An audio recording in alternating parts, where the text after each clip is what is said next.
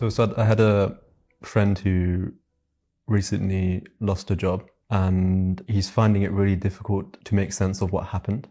And I was wondering, is there any wisdom from the Quran that I could share with him so that he can make sense of what happened? Yeah, actually it's reminding me of something that happens in Surah Al-Hadid when Allah talks about calamity. And he compares it to a phenomenon that takes place on the earth. ما أصاب من مصيبة في الأرض ولا في أنفسكم إلا في كتاب من قبل أن نبرأها إن ذلك على الله يسير. There is not a single calamity of any kind that ever strikes you in the earth nor inside of yourselves, except that it is in a book that we have already declared it in. That is certainly easy for Allah to do. That's Hadid. No calamity will strike you in the earth nor deep inside yourself, except that it's already been written down, and Allah, it's easy for Allah. The second case is Teğabun. Allah says, ما أصاب من مصيبة إلا بإذن الله ومن يؤمن بالله يهدي قلبه والله بكل شيء عليم.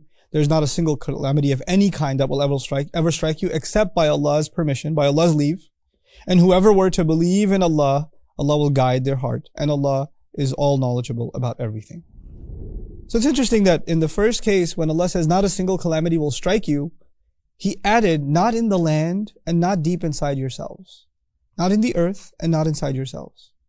He didn't do that for the case of Teğabun. In Teğabun he said, not any calamity at all will strike, except that it is by Allah's permission. So he didn't add that additional qualifier of in the land and inside of yourselves.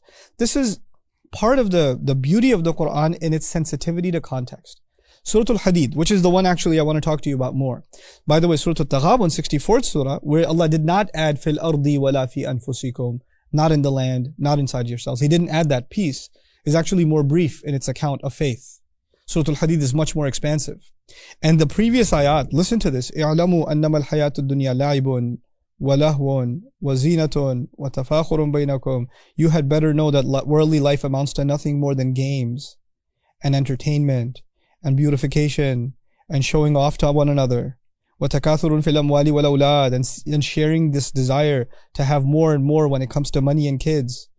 كَمَثَلِ غَيْثٍ أَعْجَبَ الْكُفَّارَ نَبَاتُهُ, like perfect rain that the farmer who planted the seed is impressed with. ثُمَّ يَهِيجُ, then it matures. فَتَرَاهُ مُصْفَرًّا, and you'll see it turn yellow. ثُمَّ يَكُونُ حُطَامًا, then it'll turn into crust, it'll be completely destroyed. This entire parable, and then after that, not a single calamity will strike you in the earth nor inside of yourselves. Now appreciate the beauty of that.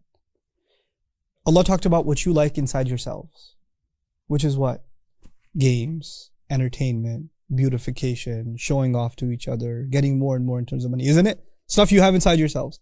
And then you were compared to the earth. To the earth.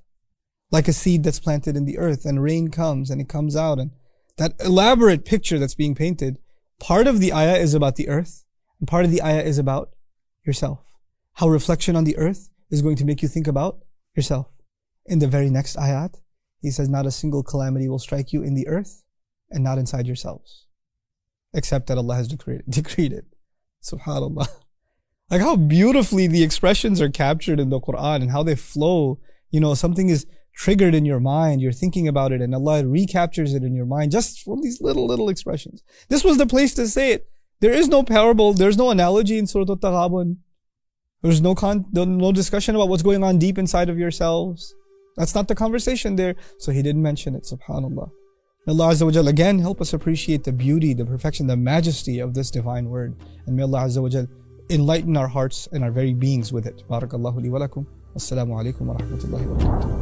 Almost 300,000 souls have already been gifted a Bayyinah TV sponsorship, and the impact has been immense. But over 50,000 eager students who can't afford it are still waiting to begin their journey. You can help. Visit bayyinah.com/gift to share the gift of the Quran so that another soul can explore the depths of Allah's words. Their access lasts a year, but its impact may last a lifetime. I want you to help me help them and give the gift of Bayyinah TV today.